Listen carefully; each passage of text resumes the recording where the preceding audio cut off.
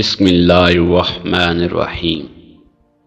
اللہ کے نام سے شروع جو بڑا مہربان نہایت رحم والا۔ السلام علیکم دوستو، میں ہوں محمد جمال اور آپ دیکھ رہے ہیں ہمارا یوٹیوب چینل علم نور ہے۔ حضرت جنید بغدادی رحمۃ اللہ علیہ اور بغداد کا چور۔ بہت پرانے وقتوں کی بات ہے، ابن سابات نام کا ایک بغداد میں چور تھا۔ وہ چوری اور ڈکیتی میں ایسا ماہر تھا کہ ہزاروں چوریاں کرنے کے باوجود قانون کی گرفت میں نہیں آتا تھا۔ آخر کب تک بچتا، ایک دن اسے گرفتار کر لیا گیا اور قانون وقت کے مطابق اس کا ایک ہاتھ کاٹ دیا گیا۔ بعد ازاں اسے جیل بھیج دیا گیا۔ بغداد کے لوگ اس کا ذکر ہاتھ کٹا شیطان کے نام سے کرتے تھے۔ وہ قید با مشقت کاٹ رہا تھا۔ 10 سال قید کاٹنے کے بعد ایک دن وہ جیل سے فرار ہو گیا۔ جیل سے باہر آتے ہی اپنے پیشے یعنی چوری کو از سر نو شروع کرنے کا ارادہ کیا۔ ایک ہاتھ کٹ جانے اور قید و بند کی صوبتیں اٹھانے کے باوجود اس کے مزاج پر ذرہ برابر اثر نہیں ہوا تھا۔ ایک رات وہ اپنی مہم پر نکلا۔ پھرتے پھرتے ایک بڑے سے گھر میں داخل ہوا۔ گھر کے صحن کے چاروں طرف کمرے تھے۔ وہ ایک بڑے کمرے میں گیا جہاں کھجوروں کے پتوں کی چٹائی بچھی ہوئی تھی۔ جائے نماز، ایک تکیہ اور چند ٹوپیاں رکھی ہوئی تھیں، اور دوسری طرف شالیں اور کپڑوں کے تھان لاوارسی کی حالت میں پڑے تھے۔ بغداد کے چور نے چادر بچھا کر اس کے اوپر تھان رکھے اور ایک گٹھری بنائی اور اس کو باندھنے کی کوشش کرنے لگا، لیکن ایک ہاتھ نہ ہونے کی وجہ سے اس سے گرہا نہیں لگ رہی تھی۔ وہ ہانپتا ہوا بیٹھ گیا۔ عین اسی وقت ایک ضعیف شخص کمرے میں داخل ہوا۔ سبات کو گٹھری بناتا دیکھ کر کہا، بھائی یہ کام تم کسی کی مدد کے بغیر نہیں کر سکتے، میں تمہاری مدد کرتا ہوں۔ سبات نے اسے اپنے ساتھ ملا کر کپڑوں کی 2 گٹھڑیاں بنائیں۔ بڑی گٹھڑی ضعیف شخص نے اپنے سر پر رکھ لی اور چھوٹی اور کم وزن گٹھڑی سبات کو دے کر کہا کہ تمہارا ہاتھ نہیں ہے، اس لیے تم کم وزن اٹھاؤ اور جہاں کہو گے میں اسے پہنچا دوں گا۔ سبات اپنے ٹھکانے کی طرف چل پڑا۔ راستے میں ایک جگہ چڑھائی کی وجہ سے ضعیف شخص کو بڑی دقت پیش آئی۔ ٹھوکر لگی اور گٹھڑی سمیت نیچے گر گیا۔ سبات نے غصے میں گالیاں بکیں اور اس کی کمر پر ایک زوردار لات رسید کی۔ ابن سبات نے طاقت کے غرور میں دوبارہ بڑی گٹھڑی عمر رسیدہ شخص کے سر پر رکھ کر سفر شروع کیا۔ چلتے چلتے وہ ایک کھنڈر میں جا پہنچے جو بغداد کے چور کی پناہ گاہ تھی۔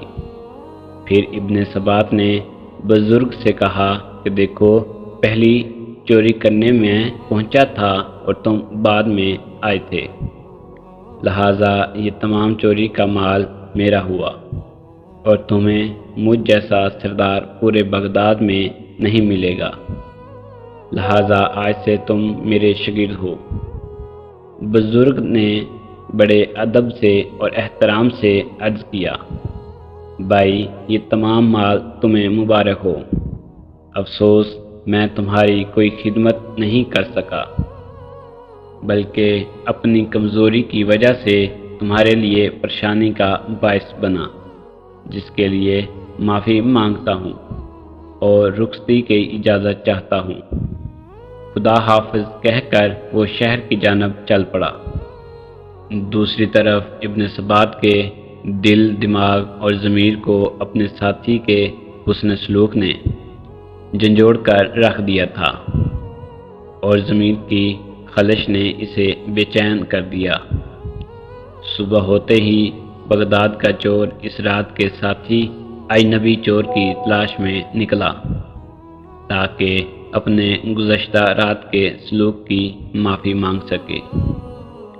یہی سوچتا ہوا وہ رات والی عمارت کے باہر جا پہنچا جہاں رات کو اس نے چوری کی تھی، مگر وہاں چوری کے بعد کوئی افراتفری نظر نہ آئی، بلکہ لوگ جوک تر جوک اس گھر میں احترام سے جاتے نظر آئے۔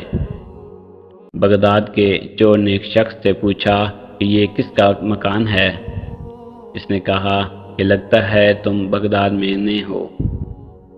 یہ بابرکت مکان ہمارے شیخ حضرت جنید بغدادی کا آستانہ ہے۔ ابن ثبات نے نام تو سن رکھا تھا مگر دیدار کی سعادت سے اب تک محروم تھا۔ سوچا کہ آج اتفاقاً اس نیک بزرگ ہستی کا دیدار ہی کر لوں۔ اندر جا کر کمرے میں جھانکا تو دیکھا وہی رات والا عمر رسیدہ ساتھی مصلے پر بیٹھا درس دے رہا ہے اور با ادب لوگ سے کمرہ بھرا ہوا ہے۔ اتنے میں اذان ہوئی، سب نماز کے لیے مسجد جانے لگے۔ بغداد کا مشہور اور ظالم چور ابن ثبات بے ساختہ روتے ہوئے آپ کے قدموں میں گر پڑا اور گزشتہ رات کی بد اخلاقیوں پر معافی کا طلبگار ہوا۔ شیخ جنید بغدادی نے اسے زمین سے اٹھا کر اپنے گلے سے لگا لیا اور مسکراتے ہوئے فرمایا، در توبہ ابھی بھی کھلا ہے۔ ابن ثبات کی دنیا ایک لمحے میں بدل چکی تھی۔